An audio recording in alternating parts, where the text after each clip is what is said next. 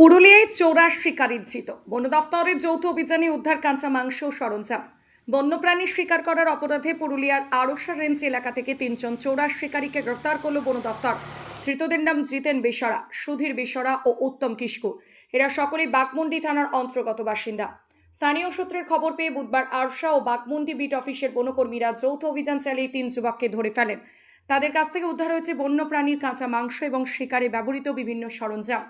পুরুলিয়া জেলার বনাধিকারিক অঞ্জন গুহ জানিয়েছেন, ভারতীয় বন্যপ্রাণী সুরক্ষা আইন অনুযায়ী তাদের গ্রেফতার করা হচ্ছে। বৃহস্পতিবার ধৃতদের পুরুলিয়া জেলা আদালতে তোলা হলে বিচারক তাদের জেল হেফাজতের নির্দেশ দেন।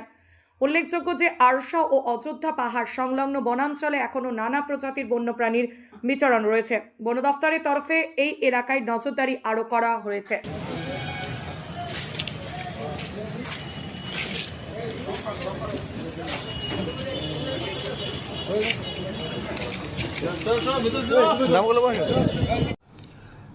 দেখুন, আমাদের কাছে আমরা গোপন সূত্রে খবর পাওয়ার পরে আমাদের অযোধ্যা এবং আরশা রেঞ্জের আধিকারিকরা যৌথভাবে এই অপারেশন চালান এবং আমরা 3 জনকে অ্যারেস্ট করেছি।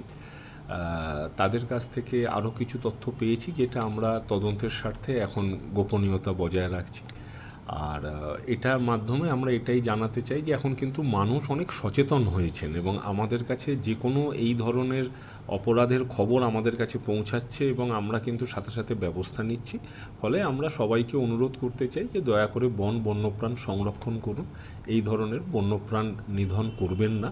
আমরা বন দপ্তর কিন্তু আইনগতভাবে সতর্ক আছি, সজাগ আছি। কিছু হলে আমরা কিন্তু সাথে সাথে ব্যবস্থা নেব।